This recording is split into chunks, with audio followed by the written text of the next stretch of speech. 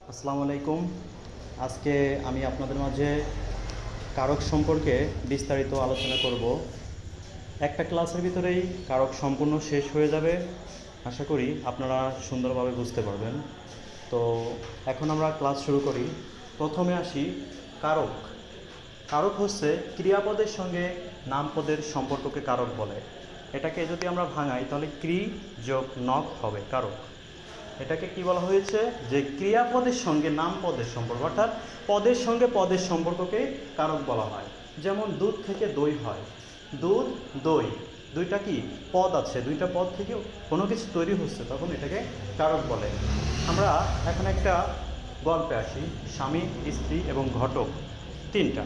মনে করি রাফি একটা ছেলে, সে রংপুরে থাকে। তো রংপুরে কোনো সুন্দরী মেয়ে নাই, এর জন্য সে চাচ্ছে ঢাকার দিকে যেতে, কারণ ঢাকাতে সুন্দরী মেয়ে দেখা যায় বেশি। তো সে যখন ঢাকায় যাবে, কোনো একটা মাধ্যমে ঢাকায় গেছে।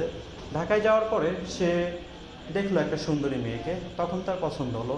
সে যদি সরাসরি তাকে গিয়ে বিয়ের প্রস্তাব দেয়, তখন তাকে দুইটা থাপ্পড়ও দিতে পারে বা কোনো একটা আইনি প্রক্রিয়া নিতে পারে। এর জন্য সে কী করেছে, সে বুদ্ধিমান ব্যক্তি হওয়ার কারণে একটা ঘটক ধরেছে। ঘটকের মাধ্যমে ওই মেয়েটার কাছে প্রস্তাব দেওয়া হয়েছে। তখন ওই মেয়ের বাড়ি থেকে বা ওই মেয়ে জানার পরে ছেলেটাকে দেখেছে, রাজি হয়েছে। পরবর্তীতে তাদের বিয়ে হয়েছে, তারা স্বামী স্ত্রী হয়েছে। তো এই যে স্বামী আর স্ত্রী হলো, স্বামী স্ত্রীটা হচ্ছে কারক। আর এই যে স্বামী স্ত্রীর সম্পর্কটাকে তৈরি করে দিল, এটা যে ঘটকে তৈরি করলো, এই ঘটকটা হচ্ছে এখানে বিভক্তি। অর্থাৎ কারকের ভিতরে বিভক্তি থাকবে, প্রতিটা কারকের ভিতরেই বিভক্তি আছে। প্রথমা বিভক্তি থেকে মোট বিভক্তি আমরা জানি যে 7টা। প্রথমা বিভক্তি কি, অ, শূন্য বিভক্তি যেটাকে বলা হয়, আ, রা, এরা, এই 3টা বিভক্তি এবং শূন্য বিভক্তি বলা হয় এটাকে। এটা প্রথমা বিভক্তি ব্যবহার করা হয় যে কোনো কারকে। কারক যে 6 প্রকার, এই 6 প্রকারের যে কোনো কারকের ভিতরে এগুলো যদি থাকে তাহলে বুঝবো যে সেটা। যেমন যদি বলি কর্তৃকারকের প্রথমা বিভক্তি, কর্তায় প্রথমা, এরভাবে বলতে হয়। হ্যাঁ, করণে সপ্তমী, করণে চতুর্থী, এইভাবে বলতে হয়। তো এরকম দ্বিতীয় বিভক্তি আছে কে রে, তৃতীয় বিভক্তি দ্বারা দিয়া কর্তৃক, চতুর্থ বিভক্তি কে রে। এখন দেখি দ্বিতীয় বিভক্তি কে রে, চতুর্থ বিভক্তিও কে রে। এর ভিতর পার্থক্য হচ্ছে একটাই, যে সম্প্রদান কারকে, শুধুমাত্র সম্প্রদান কারকে চতুর্থ বিভক্তির কে রে ব্যবহার করা হয়। তাছাড়া অন্য সবকটা কারকে যদি কে রে ব্যবহার করা হয় তাহলে সেটা দ্বিতীয় বিভক্তি হবে। এরপরে আসি পঞ্চমী বিভক্তি, হচ্ছে হইতে থেকেছে। ষষ্ঠী বিভক্তি র বা এর। সপ্তমী বিভক্তি এ, অ, তে, এটাই। এখন বিভক্তি সম্পর্কে জানার পরে আমরা আসি কারক। কারক হচ্ছে মোট 6 প্রকার। প্রথমটা হচ্ছে কর্তৃ বা কর্তা কারক। পূর্বে যেই ব্যাকরণ ছিল সে ব্যাকরণে কর্তৃকারক বলা হতো, বর্তমান সেটাকে কর্তা কারক বলা হয়। এর জন্য আমরা কর্তৃকারক বা কর্তা কারক দুটোই জানবো।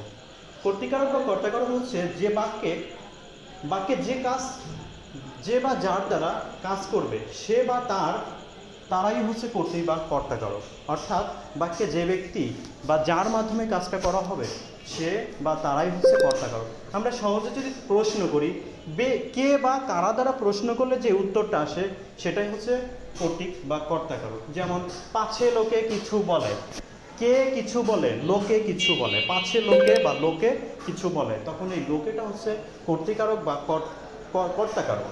হ্যাঁ, এরকমের আরও বলতে পারি যে রতনে রতন চিনে, কে রতন চিনে, কে রতন চেনে, উত্তর আসতেছে রতনে রতন চেনে। তাহলে এই যে রতনে, এই রতনের শব্দটা হচ্ছে কর্তৃকারক।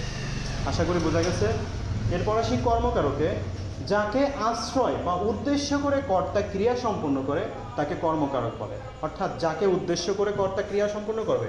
এটা আবার 2 প্রকার, কর্মকারক 2 প্রকার, মুখ্য কর্ম, গৌণ কর্ম। সংক্ষেপে বলি, বস্তুবাচক কোনো কিছু বোঝালে সেটা মুখ্য কর্ম, আর ব্যক্তিবাচক কোনো কিছু বোঝালে সেটা গৌণ কর্ম।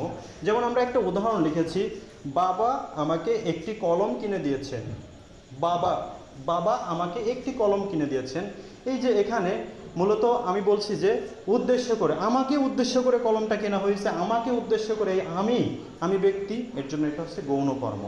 আর আমাকে উদ্দেশ্য করে কি কেনা হয়েছে সেই পদার্থটা হচ্ছে মুখ্য, এর জন্য কলম হচ্ছে মুখ্য কর্ম আর আমাকে হচ্ছে গৌণ কর্ম। আমাকে, এখানে দেখো কে বিভক্তি আছে, কে বিভক্তি দ্বিতীয়, তার মানে এখানে কর্মকারকে দ্বিতীয় বিভক্তি। এইভাবে বিভক্তিটা শুধুমাত্র যুক্ত করলেই হচ্ছে। পরবর্তীতে আরও দেখি যে বালিকা মালা গাঁথে, বালিকা মালা গাঁথে, এইখানে মালাটা হচ্ছে কর্মকারক। কেন? কারণ উদ্দেশ্য হচ্ছে মালা গাঁথা। কি গাঁথে? মালা গাঁথা। তাহলে উদ্দেশ্যটা হচ্ছে মালা গাঁথা, এই মালাটা হচ্ছে কর্মকারক। এরপর করণকারক। ক্রিয়া সম্পাদনের যন্ত্র, উপকরণ বা সহায়ককে করণকারক বলে। অর্থাৎ যে যন্ত্রের মাধ্যমে ক্রিয়াটা সম্পন্ন করবে, যার মাধ্যমে ক্রিয়া শেষ হবে, সেটাই হচ্ছে করণকারক। ক্রিয়ার কিসের সাহায্যে বা কী উপায়ে প্রশ্ন করলে যে উত্তরটা পাওয়া যাচ্ছে তাকে করণকারক বলে। যেমন নীলা কলম দিয়ে লেখে, তাহলে নীলা কি দিয়ে লেখে বা কিসের সাহায্যে লেখে, অর্থাৎ এখানে উপকরণ একটা বোঝাচ্ছে, কলম, কলম একটা উপকরণ, এর জন্য কলম হচ্ছে এখানে করণকারক। তাহলে কলম উড়ন। আবার যদি বলি ভাতে পেট ভরে, কিসে পেট ভরে, তাহলে কিসে, এটা ভাতটা একটা উপকরণ বোঝাচ্ছে, এর জন্য ভাতে, এটা হচ্ছে একটা করণকারক। এখন করণকারকে কোন বিভক্তি পড়তেছে? যদি দেখি ভাতে লাস্টে কি দেখতেছি, তে, এ বা এ, এটা কোন বিভক্তি আছে? সপ্তমী বিভক্তি। তাহলে এটা আমরা যদি বলি যে এটা কোন বিভক্তি পড়ছে, তাহলে হবে করণকারকের সপ্তমী বিভক্তি। পরবর্তীতে দেখি সম্প্রদানকারক। শর্ত ছাড়া কাউকে দান করাকে সম্প্রদানকারক বলে।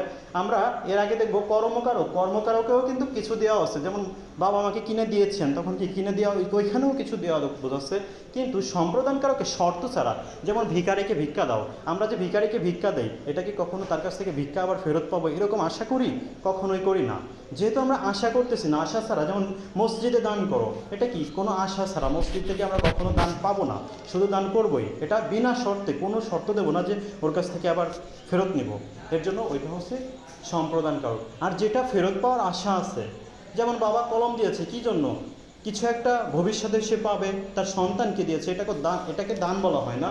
আবার যদি দেখি যে তোমার ধোপাকে কাপড় দাও, আমরা ধোপাকে কাপড় দিচ্ছি, একবার দান করে দিচ্ছি না, ওটা কি ধোয়ার পরে আবার ব্যাগ দেবে, আমাদেরকে ফেরত দেবে, এর জন্য। আসসালামু আলাইকুম। আজকে আমি আপনাদের মাঝে কারক সম্পর্কে বিস্তারিত আলোচনা করব। একটা ক্লাসের ভিতরেই কারক সম্পূর্ণ শেষ হয়ে যাবে, আশা করি আপনারা সুন্দরভাবে বুঝতে